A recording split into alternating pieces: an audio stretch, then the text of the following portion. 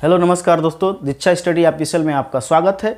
और आज है 14 मई 2023 और आज के दिन है मदर्स डे।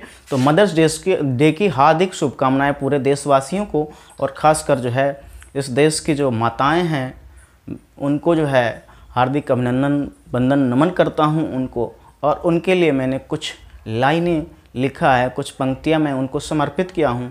जो इस देश की भारत माताएं हैं, इस देश की भारत माँ का प्रतिनिधित्व करती हैं, उन महिलाओं, उन माताओं को मैंने ये पंक्तियाँ समर्पित किया है। तो आइए पढ़ते हैं इन पंक्तियों को और समझने की कोशिश करते हैं।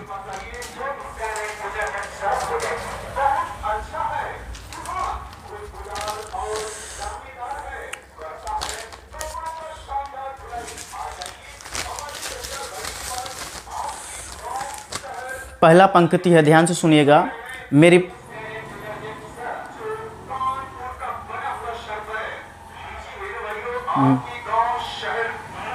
ये साउंड पॉल्यूशन हो रहा है थोड़ा सा। मेरी पहली गुरु के रूप में धरती पर मुझे माँ मिली। ये पहला जो लाइन है, जो पहला बंद है, उसमें लिखा गया है कि मेरी पहली गुरु के रूप में धरती पर मुझे माँ मिली। और माँ को जो है सबसे पहला गुरु बोला जाता है संतान का। फिर कह रहा है कि ये वही योद्धा है जिसने 9 महीने अपने अंदर हर कष्ट को झेल कर मुझे इस महान संसार का दर्शन कराया। एक माली के जैसे इस नन्हे जीव को अपने रक्त से सींचा। कह रहे कि एक माली जैसे छोटे पौधे को सींचता है पानी डाल के, तो उसने पानी की जगह इसने रक्त अपना बहाया, इसने रक्त में सींचा। 9 महीने जो अपने जो खून थे, रक्त थे, उनसे जो है पोषण किया इस नन्हे से जीव का।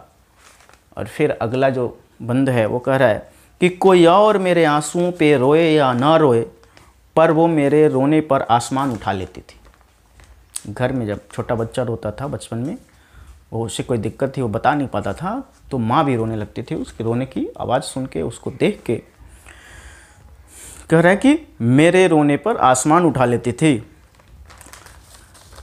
किसी की नज़र न लगे इसलिए वो मेरे आँखों में टीका लगाती थी, काला टीका लगाती थी, गालों में काला टीका लगाती थी, मुझे दुलारती थी, मुझे पुचकारती थी।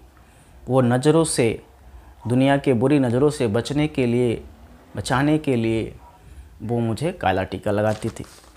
फिर कह रहा है कि जब स्कूल से बच्चा बड़ा हो जाता, जब स्कूल से मैं लौटता था तो अपने हिस्से का खाना हमको खाने को देती थी। खुद भूखा रह जाती लेकिन हमको खिलाती।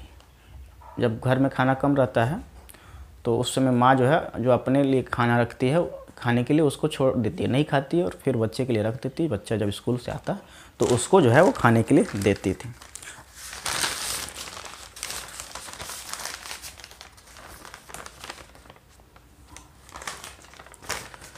फिर कह रहा है कि मेरे नन्ही सी जान की इतनी फ़िक्र कौन करता है भाई।